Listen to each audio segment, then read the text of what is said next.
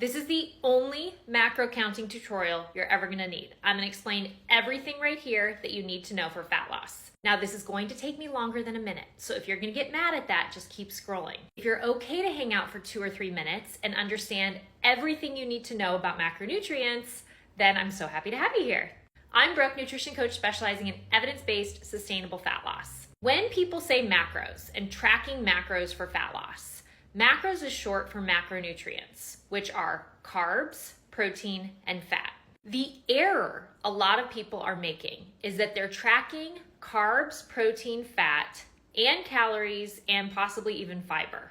They're tracking way too much. It's so unnecessary, it's exhausting, it's overwhelming, it's difficult, and that's why a lot of people give up early on. They see some success, but they're like, I can't do this forever, so they just stop tracking. Here's what you need to understand. When you are tracking calories, what that means is by nature of tracking calories, you are tracking the calories from those 3 macronutrients, carbs, protein, and fat.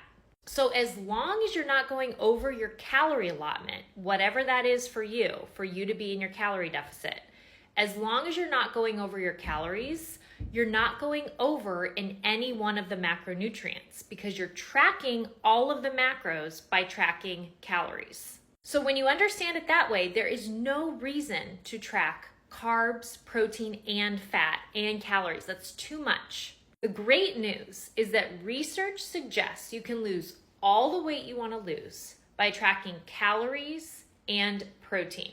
When calories and protein are controlled, carbs and fat can fall where they will. Some days you'll eat more carbs and less fat, other days you'll do the opposite. The reason it's important to track protein is of those 3 macronutrients, protein is the most filling. So when you prioritize protein, when you track protein, when you make sure to hit your bare minimum protein goal, it's easier to stay in a calorie deficit because you feel full. So instead of thinking you have to track macros and tracking all of those things, you track calories and you track protein. And I will throw a third thing in here. Once you become proficient at calories and protein, fiber is absolutely critical for not just weight loss, because fiber is also filling, but for longevity. There are dozens and dozens of studies showing the benefits of a high fiber diet in terms of reducing your risk for all-cause mortality and chronic illnesses down the line. So I want you to track calories and protein.